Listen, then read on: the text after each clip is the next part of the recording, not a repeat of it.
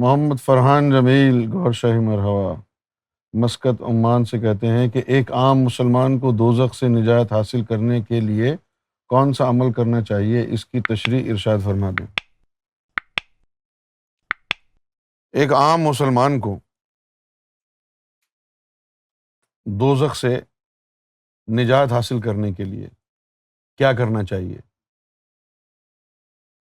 ذاکر قلبی بننا چاہیے۔ کیوں؟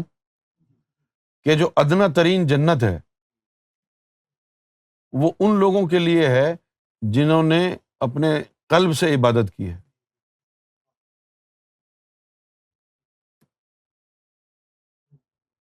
ورنہ نہیں ہے۔ اچھا، اب شفاعت، حضور جو شفاعت فرمائیں گے یہ راز ہیں، سنو اور دیکھو یہ علم کس کا ہے، کہاں سے آ رہا ہے۔ شفاعت کے موضوع پر بھی ہماری حضور سے کافی گفتگو رہی۔ آپ نے فرمایا کہ میں شفاعت ان کی کروں گا کہ مرتے وقت بھلے وہ ذاکر قلبی نہ ہوں، ان کے لطیفہ قلب میں درود اور میرے ذکر کے ذریعے جان باقی ہو۔ جن کے دلوں میں جان باقی ہوگی نا، ان کے قلب مرا نہیں ہوگا، قلب ابھی اس میں رمق ہے زندگی کی، اور ان کو موت آ گئی تو ان لوگوں کی شفاعت ہو جائے گی۔ لیکن جن کے لطائف اس دنیا میں ہی ختم ہو گئے، ختم اللہ علی قلوب، مہر لگ گئی، ان کی شفاعت نہیں ہوگی، بھلے کتنے بڑے درود و سلام پڑھنے والے ہوں۔ کیا سمجھ میں آیا؟ ہاں، کیونکہ آگے یہ بتانا ہے نا، کیونکہ وہ جو جنت ہے وہ ان کے لیے ہے جنہوں نے قلب سے عبادت کی۔ ہاں، تھوڑی بہت بھی اگر زندگی کی رمق لطیفہ قلب میں رہی تو حضور آگے یہ پیش کر کے کہیں گے چلو جی، اس نے اللہ کا ذکر نہیں کیا، طاقت نہیں تھی، میرا نام تو اس کا دل لیتا تھا، میری رحمت تو اس دل پر پڑتی تھی، تو اس کو عبادت میں شامل کر کے اس کی شفاعت کر دو۔ لیکن جن کے دل اور لطائف اسی دنیا میں مر گئے، ختم ہو گئے، ختم اللہ علی قلوبہم، اللہ کی مہر لگ گئی، ان کی شفاعت نہیں ہو سکتی۔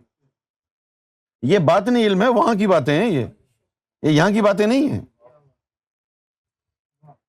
کیونکہ کبھی کبھی جو ہے ادھر جب جانا ہوتا ہے تو یہ مسائل ہیں کہ بھئی اللہ تعالیٰ نے شفاعت کا جو ہے وہ آرڈر تو دیا ہے، شفاعت کی جو ہے وہ بھی دی ہے، پالیسی بھی دی ہے، تو وہ جو اللہ تعالیٰ کہتا ہے نا کہ من ذا الذی یشفع عندہ الا باذنہ، کہ کون ہے جو میرے اذن کے بغیر شفاعت کرے، تو وہ اذن کا جو پخ رکھا ہوا ہے نا، تو حضور نے وہ ایکسپلین فرمایا کہ وہ اذن سے مراد یہ ہے کہ اللہ تعالیٰ ایسے دلوں کی شفاعت کو منظور کرے گا جن میں رمق ہوگی زندگی کی، دنیا میں ختم اللہ علی قلوبہم نہیں ہوئے،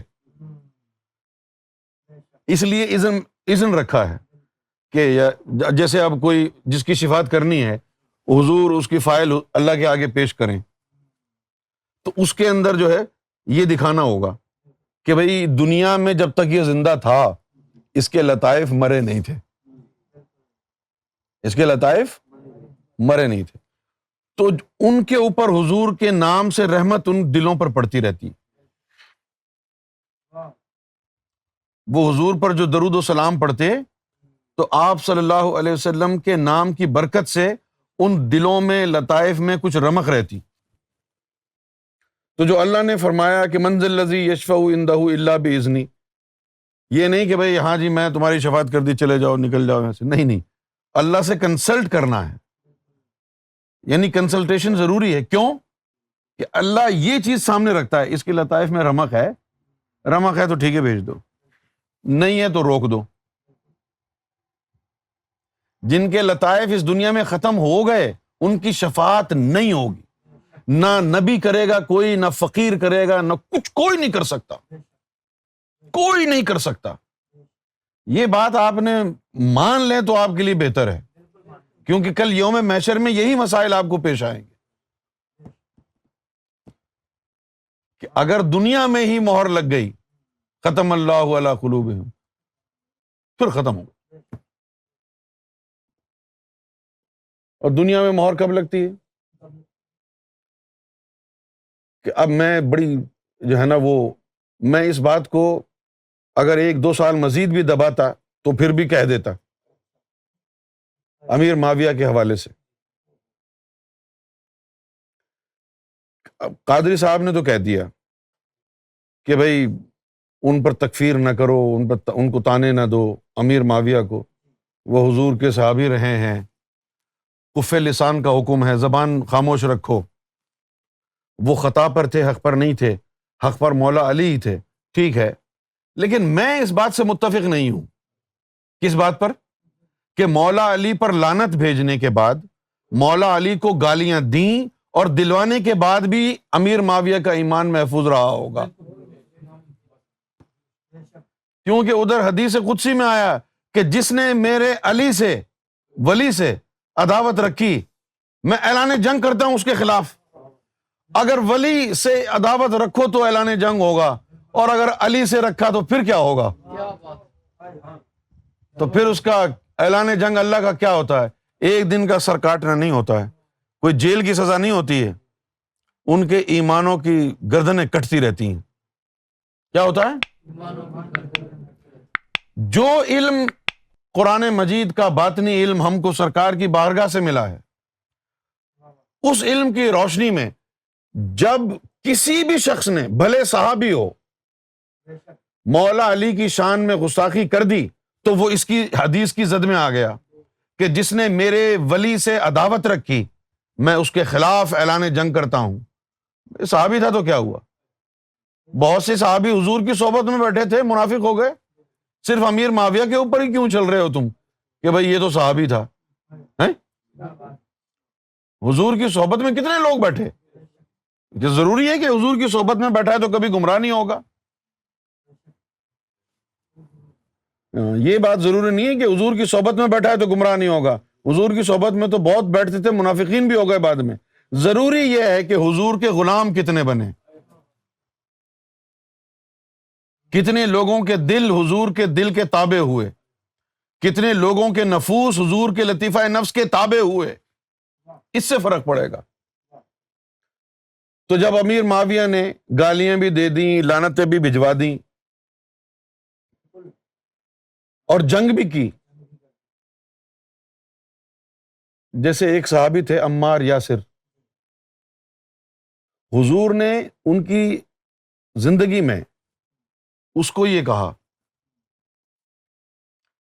کہ تم جو ہے وہ باغیوں کے ہاتھوں مارے جاؤ گے. کس کے؟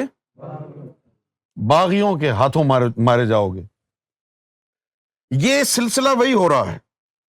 حضور صلی اللہ علیہ وسلم نے فرمایا تھا کہ میری امت میں بھی 2 گروہ ہو جائیں گے، ان میں سے ایک حق پر ہوگا اور دوسرا باغی ہو جائے گا.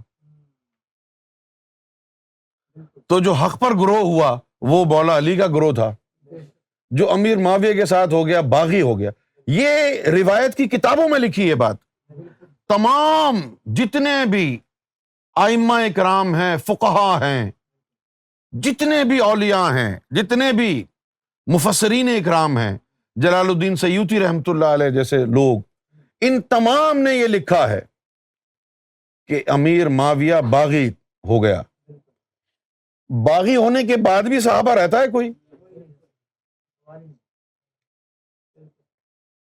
کیوں بھائی؟ یا تو یہ بتا دو کہ جو قرآن و حدیث میں قوانین ہیں وہ قوانین عام ان سب مسلمان پر اپلائی ہوتے ہیں، صرف صحابہ کرام اس کی زد میں نہیں آتے. ایسا ہے کیا؟ حضور صلی اللہ علیہ وسلم نے کیا فرمایا تھا؟ وہ جو زید شراب پیتا تھا، جب صحابہ کرام نے اس کے اوپر لعنت بھیجی تو آپ نے خاموش کرا دیا ان کو. خاموش. تم اس کے اوپر لعنت نہیں بھیج سکتے کیونکہ اس کے دل میں اللہ اور اس کے رسول کی محبت ہے. اور امیر معاویہ تو مولا علی پر لعنتیں بھیجتا رہا، خود بھی لعنتیں بھیجتا رہا، اور مسجدوں میں جا کے بڑے بڑے صحابہ کرام سے زبردستی ان سے بھی کہتا کہ لعنت بھیجو. کیا یہ احسن عمل تھا؟ دوسری بات یہ من کنت مولاہ فہذا علی مولاہ، کہ جس کا میں مولا ہوں اس کا علی مولا ہے، اور جس کا مولا علی نہیں ہے محمد بھی اس کا مولا نہیں ہے. تو اگر مولا بھی سمجھتے ہو تو پھر مولا پر کوئی لعنت بھیجتا ہے؟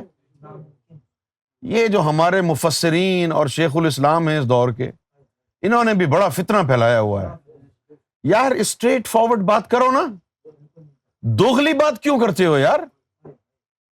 اسلام کا بیڑا غرق انہی لوگوں نے کیا ہے، دوغلی بات کیوں کرتے ہو؟ کیوں بھائی؟ کیا کوئی ہے کہ جو اپنے مولا پر لعنتیں بھیجے، اپنے مولا پر تلوار اٹھائے؟ تو پھر یہ خف لسان کا حکم کس نے دیا ہے؟ حضور نے کہا تھا زبان بند رکھنا. یہ ایک منافقت ہے جو علماء میں مولویوں میں چلتی آ رہی ہے. فقیر خاموش نہیں رہ سکتا.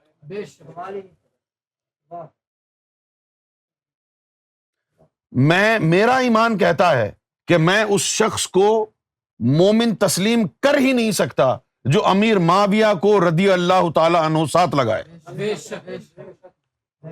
بھئی اللہ اس بندے سے کیسے راضی ہوگا کہ جس نے اللہ کے مقرر کردہ باب العلم، انا مدینۃ العلم وعلی بابہا، باب العلم کہیں گے نا ہم مولا علی کو، ان پر لعنتیں بھیجی. اللہ کے رسول نے کہا جس کا میں مولا ہوں علی اس کا مولا ہے.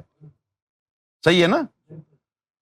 تو جس کو مولا کہا جا رہا ہے تم اس پر لعنتیں بھیج رہے ہو، اس کو گالیاں دے رہے ہو، اس کے اوپر تلوار اٹھا رہے ہو، اس کو مار رہے ہو، پھر بھی تم حق پر ہو، پھر بھی تم صحابی ہو.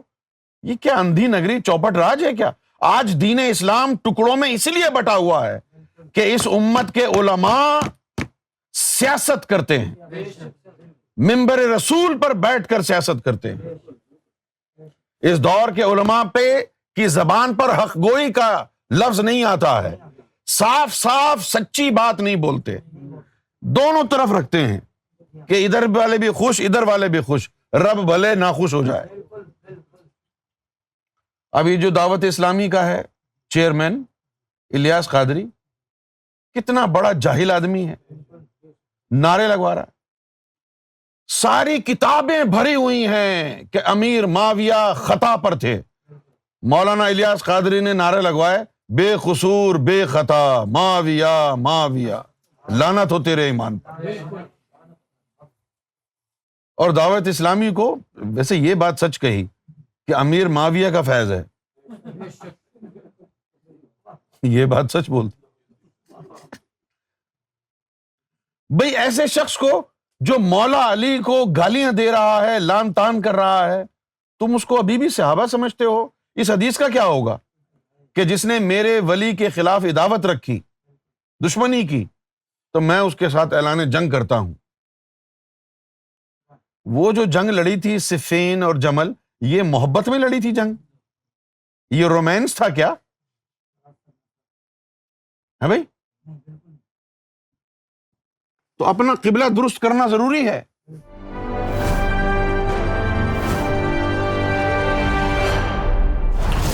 TV, bringing light, love, and peace in your life.